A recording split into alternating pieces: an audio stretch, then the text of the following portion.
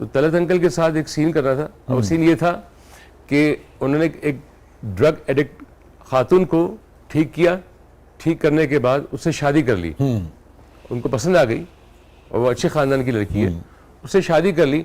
लेकिन अब वो अपने डॉक्टर्स की सेमिनार्स में जाते हैं तो बेगम उनकी अदम तवज्जोही का शिकार हो जाती है और वो उनको दोबारा से महसूस होता है कि वो अकेली हो गई हैं, तो वो दोबारा से ड्रग्स में पड़ जाती हैं और अचानक एक दिन ड्रग लेते लेते वो बाथरूम में या कहीं बेहोश हो जाती हैं।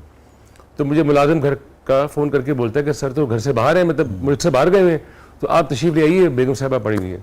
मैं आता हूँ, आकर उनको एक फ़र्स्ट एड देता हूँ और मुलाजमों की मदद से उनको बिस्तर पे हम लिटा देते हैं और मैं अगले दिन दोबारा उनकी अयादत को आता हूँ अपनी जिम्मेदारी पूरी करने के लिए एज डॉक्टर, जूनियर डॉक्टर होने के।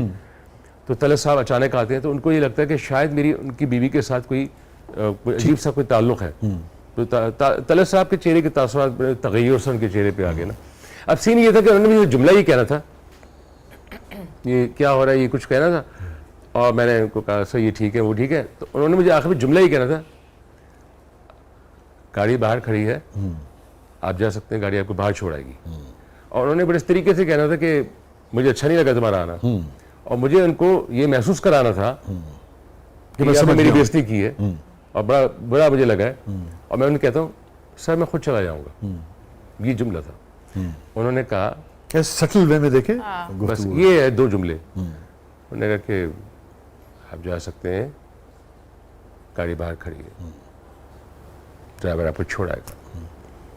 तो मैंने सिर्फ स्टे लिया, मैं खुद चला जाऊँगा सर। तो तलत साहब ने कहने अच्छा वो अपने उसमें चल रहे थे तलत सर। मैं उसको सोचता हूँ कि मेरे लिए अच्छा हुआ, ये उनके लिए मेरे लिए बड़ी खुशकिस्मती है। तो कहने लगे काजिम ये पॉज हुई नहीं है, इसको फौरन चले जाना चाहिए। मैंने कहा सर एक डॉक्टर मेरी बेइज्जती कर रहा है। अब मैं बकायदा उसमें आ गया, अब मैं भूल गया तलत साहब सामने खड़े हैं, मैं अपने उसमें आ गया कि मैं खुद एक्टर हूँ यार और मुझे पता है कि ये मेरी जगह है, ये जगह मैं इस तरह रिएक्ट किए बगैर मैं नहीं जा सकता। तो मैंने कहा अच्छा ठीक है। तो तलत काजिम साहब ने कहा ना ये जुमला नहीं कहना। मैंने कहा अच्छा ठीक है सर नहीं कहता। फिर उन्होंने जुमला वही कहा, आपको गाड़ी छोड़ाएगी आप चले जाइए। अब ये मैं तो मैंने अब ये नहीं कहना था मैं खुद चला जाऊंगा। तो मैंने उनको देखा, पॉज हल्के से बढ़ा दिया और मैं चला गया। ये रुक क्यों रहा है? काजिम साहब ने कहा ये तो करेगा ना यार। ये इसके कई सालों बाद जाके और उसको हंस भी रहे थे, बहुत बदमाश हो गए तुम, पहले गोद में खेलते थे तुम यार कहते करने लग गए हो। नदीम साहब को भी बहुत चाहा है दुनिया ने, मोहब्बत, फेम और रिस्पेक्ट का ये कॉम्बिनेशन इतनी शिद्दत से शायद ही किसी दूसरे आर्टिस्ट को मिला हो हमारे यहाँ। नदीम अंकल के बारे में नाचीज़ छोटा मुंह बड़ी बात, लेकिन एक चीज़ उनके बारे में बड़े वसूख से कह सकता हूँ कि शोहरत, नाम, पैसा बहुत से लोगों के हिस्से में आया है, हजम कोई कर पाया। जैसे मोहम्मद अली साहब को भी बहुत अच्छे लफ्जों में याद करते हैं और भी सबको, मगर ये इन दोनों लोगों का चंद अदाकार ऐसे हैं हमारी फिल्म इंडस्ट्री हो चाहे टीवी इंडस्ट्री हो, उनके बारे में कहा जा सकता है कि शोहरत, नाम, इज्जत जो उन्होंने कमाई उसको उनका हाजमा बड़ा अच्छा था। उन्होंने उसको डाइजेस्ट किया और वो सस्टेन कर गए। नदीम साहब की कोई खास बात जो आपको वाकया को बात याद आती हो? वो भी शाम ही वो भी शाम है।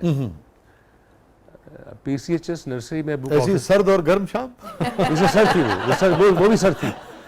मुझे सर्द रातें बड़ी पसंद है। अच्छा। तो वो एक फिल्म थी आसपास, तो उसमें अबू भी थे। अच्छा। तो नदीम अंकल उस वक्त अबू अपने कारोबार में कराची में थे, तो नदीम अंकल लाहौर में थे। तो अबू की नदीम अंकल की काफ़ी दिनों से मुलाकात नहीं हुई थी। तो उस फिल्म की प्रीमियर पे या पता नहीं क्या वहाँ पर मुलाकात हुई। तो उसने अबू का एक बड़ा मशहूर, क्योंकि उस वक्त सिर्फ PTV था, तो अबू का उसने बड़ा खतरनाक प्ले चल रहा था कोई बहुत ही, वो बहुत मशहूर हुआ था, हैदर इमाम रिजवी साहब का। तो रिजवी साहब भी क्या कमाल के डायरेक्टर, वाह वाह, पता नहीं कहाँ का जहन चल रहा है। तो अबू ने नदीम अंकल से कहा, नदीम अंकल ना अबू को देख के अरे कुर्बान भाई करते ना, कुर्सियों को इधर उधर करते, खुद आए अबू की तरफ, आके मुसाफिया किया, मिले। अबू ने कहा कैसे हैं सब? अबू ने कहा कल, क्योंकि अगले दिन अबू की दावत थी। अबू ने कहा ये बताइए कल की क्या मसरूफियत है आपकी? कहने लगे कुर्बान भाई हुक्म कीजिए। बड़ी आजिज़ी के साथ, बड़ी बात होती है आजिज़ी। कहने भाई कल पाए की दावत है, तो इन दिनों पाए की दावत एक बड़ा खतरनाक काम होता था। पाए, हलीम और गाजर का हलवा, कराची की खास बात कर रहा हूँ, और वो भी सर्द मौसम और भी सर्द मौसम में। हाँ, सुभान अल्लाह। तो वो आके बैठे सुकून से, और लोग, मैंने सुना था कि वो गाने के बड़ा शौकीन है, गाने के। नदीम साहब, हाँ, वो तो सिंगर खूब बन बात गए थे करते। ना। हाँ हाँ, चकोरी में जो इनका डेब्यू था उसमें एक गाना, अगर मेरा हाफजा ठीक काम करो तो नदीम साहब की आवाज में, नदीम साहब की भी आवाज में, वो जो कभी तो तुमको याद आएंगी, हाँ वही गाते थे। हाँ हाँ, वो इन्होंने भी गाया है। फिर बाद में ये जो था बाबरा शरीफ साहबा के साथ जो फिल्म थी मुखड़ा, उसके अंदर जो गाना है मुंडिया दुपट्टा छड़ मेरा, उसमें जो मेल वर्जन है वो भी गालिबन नदीम साहब का अपना गाया हुआ है। जी हाँ। और उस दिन पहली दफा हमने नदीम अंकल को गाते देखा, और वो भी सुबह के 3-4 बज गए, और खा रहे हैं। उस वक्त के सारे जर्नलिस्ट बड़े बड़े होते थे, असद जाफरी साहब, इकबाल अहमद खान साहब, मतलब ये बड़े, सलीम बासित साहब, हाँ। ये वो नाम है जो बड़े। तो शाम क्या सुनाया था उन्होंने? यही ये जो अभी आपने बताया, कभी तो तुमको हाँ, याद है। कभी तो, हाँ, वो बहारें वो हाँ समा। याद आएंगी। अबू भी गा रहे थे, लागी रे लागी लगन वही दिल में। तो वो बड़ा एक अच्छा कॉम्बिनेशन, और खवातीन सारे एक्टर, वाह, ईशर जहाँ आंटी, चकोरी आंटी, हाँ, सारे ईशर जहाँ भी क्या आर्टिस्ट थे, क्या कहना। सब बड़ा मालिक अनोखा, महबूब आलम साहब, कभी अंकल से बड़ी अच्छी याद है मेरे साथ। चकोरी आंटी का एक वाकया याद आ गया। वाकया क्या, मैं वो जब ईस्टर्न स्टूडियो में शूट हो रहा होता था, उस जमाने में सिंधी मूवीज का बड़ा दौर था। वो बहुत पॉपुलर एक्ट्रेस थी ना सिंधी, हाँ, खास तौर पे। तो सिंधी फिल्म थी, हाँ। तो सिंधी फिल्में भी बाबा ने की थी। उस फिल्म का नाम था रचता रिश्ता। उसमें मलिक अनोखा साहब को और महबूब आलम साहब को अबू ने इंट्रोड्यूस किया था। अच्छा, बाबा ने इंट्रोड्यूस किया था। ये वारिस वाले महबूब आलम जी। जी। अच्छा जी, अच्छा। बाबा ने इंट्रोड्यूस किया था महबूब आलम। चकोरी आंटी बैठी हुई थी, अब्बू अम्मी वगैरह सब बैठे, शूटिंग चल रही थी, तो उसमें कहीं प्रॉप्स में तबला, सारंगी, इस तरह की चीजें पड़ी थी। तो मैंने आके तबले पे ना, 3-4 साल का था, तबले पे मैं तर तर तर तर हाथ मार रहा हूँ, उस पर तबाजमाई कर रहा हूँ। तो चकोरी साहब देखते नहीं मुझे, कहती है, कुर्बान साहब एक गल तो मैं आज लिख के दे दिया, ए मुंडा जरा कर रहे हैं ना कम, ए कोई बहुत बड़ी शय निकलेगा। आज तक अल्फाज के लिए याद है। बहुत बहुत शुक्रिया अदनान साहब, आप तशरीफ लाए, और कैसे कैसे हसीन, उम्दा और शानदार लोगों का जिन्होंने इतना कंट्रीब्यूट किया इस सोसाइटी में, फ़न अदाकारी के ज़रिए, डिफरेंट फॉर्म्स के ज़रिए, डायरेक्शन के ज़रिए, और दीगर जो भी हुनर अल्लाह ताला ने उन्हें दिया था। लोगों में खुशियाँ भी तकसीम की, उन्हें महसूस भी किया, उनकी तफरी का सामान भी किया, और कुछ माशरे के सुधार के हवाले से भी कंट्रीब्यूट किया। उन सबका जिक्र हुआ, और में से कुछ का जिक्र हुआ है ना। मैंने कहा ये प्रोग्राम की आपकी तवालत की बात है, वरना इस प्रोग्राम को अगर इसमें जैसे अभी लॉन्च में बैठे होते हैं, ड्राइंग रूम में बैठे होते हैं, अगर हम ये गुफ्तगू जारी और सारी रखे, तो मेरे ख्याल में इसमें 2 घंटे, 3 घंटे, 4 घंटे भी गुजर जाएंगे ना। मवाद से मुराद है कि जो वो बातें मेरे जहन में है, अहमद रुश्दी साहब है, पता नहीं कौन कौन क्या क्या रह गए। रुश्दी साहब की कोई बात शेयर कर ले, चले एंड पे। रुश्दी साहब का ये कि रुश्दी साहब भी क्या गाते थे, क्या कमाल, क्या एफर्टलेस, उफ क्या कहने। और ये अकेले ना जाना रुश्दी साहब जी जी जी जी, अकेले ना जाना हमें छोड़कर तुम, तुम्हारे बिना हम भला क्या जिए। और वही जो मैं कह रहा हूँ, आप देखिए कैसा एफर्टलेस गीत है, क्या ऐसे लगता है कि एक नदी जो है वो बहती चली जा रही है। बस ये कहूँगा अहमद रुश्दी अंकल के लिए, मुझे वो कई दफ़ा उनको देखा था, लेकिन वो भी शाम थी। मेरी किस्मत तो सर रातें बहुत आई सर पता नहीं सर, और मेरी सर्दी से बिल्कुल बहुत ज़्यादा प्यार है, और जितना अल्लाह का शुक्र है कि जितना मुझे जिस चीज़ से प्यार अल्लाह पाक ने मुझे उतनी चीज़ों से नवाजा है। वो भी सर शाम दिसंबर की new years, exactly new years. अच्छा, न्यू ईयर्स तो कराची में तो न्यू ईयर की शाम सर्द भी होती है। सर वो स्पोर्ट्स कॉम्प्लेक्स है कराची में, कश्मीर कॉम्प्लेक्स, उसके एडमिनिस्ट्रेटर थे जलाल जमा साहब। और जलाल जमा कौन थे? फिल्म स्टार कमाल साहब थे, उनके भाई थे, ठीक बड़े भाई, वो वहाँ पे एडमिनिस्ट्रेटर थे। तो वहाँ पे जितने प्रोग्राम्स होते थे वो कहते थे कि जलाल भाई ये प्रोग्राम होना है, हाँ कोई मसला नहीं है, करो जो करना है करो यार, करो। तो न्यूज़ थी, जलाल साहब ने कहा कि ये प्रोग्राम आज का जो है खास तौर पे मेरे घर पे होगा, मेरे घर के लॉन में होगा, और भाई रूना लैला रूना लैला साहबा, रुश्दी अंकल, ये वो सब, और हर कोई चाह रहा है पार्टिसिपेट करूं।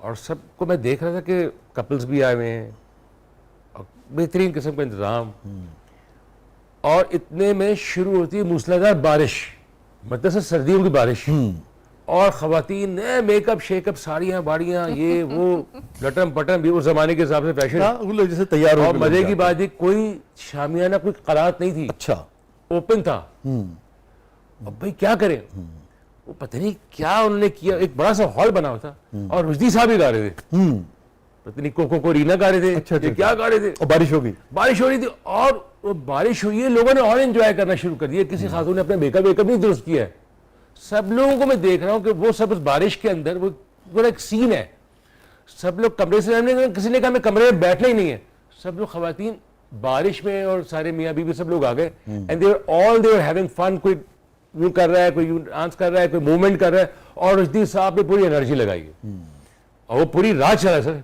और बारिश होती है, बारिश में लोग भीगते रहे, उस प्रोग्राम को एंजॉय करते रहे। वाह, बहुत बहुत शुक्रिया अदनान साहब, बहुत बहुत शुक्रिया। प्लेजर वॉज ऑल माइन कि आपके प्रोग्राम की तवज्जुह से मुझे खुद उन माजी की झरोकों में जाना अच्छा लगा, बहुत मज़ा आया और वो एनर्जी दोबारा से मिली, और मैं उम्मीद करता हूँ कि जो हमारे सामीन हैं वो इन बातों को, इन गुफ्तगू जो हमने हमारे दरमियान अब जो होती रही है, उससे कुछ ना कुछ उनको कुछ मिलेगा। हाँ, एंजॉय भी करेंगे और कुछ ना कुछ मिलेगा। Yes yes, thank you so much sir, thank you so much, thank you so much, thank you for coming. और कोको कोरीना और रुश्दी साहब की और बहुत सारे अहबाब की इन्हीं यादों के साथ प्रोग्राम का अख्ताम करते हैं। अपने फीडबैक से हमें आगाह कीजिएगा और एक शेर पर प्रोग्राम का अख्ताम करता हूँ। मेरे ख्याल में बहुत सारे लोग, अदनान साहब भी उसी कैफियत में उसका लुत्फ लेंगे। रफ्तगा कहते हैं हम गुजर जाने वालों को ना, चले गए, जो दुनिया से चले गए, पीछे रह गए, माजी में का हिस्सा थे। वो माजी का हिस्से के मतलब नहीं कि माजी हो गए, वो रहते तो आपके हाल में हैं, आपके साथ रहते हैं, मगर माजी में हुए होते हैं। भूल सकता है उन्हें कोई भी ऐसे कैसे, इन सब का जिक्र हुआ ना, भूल सकता है उन्हें कोई भी ऐसे कैसे, रफ्तगां दिल में बसा करते हैं कैसे कैसे। वाह वाह वाह वाह। इजाज़त दीजिए, अल्लाह।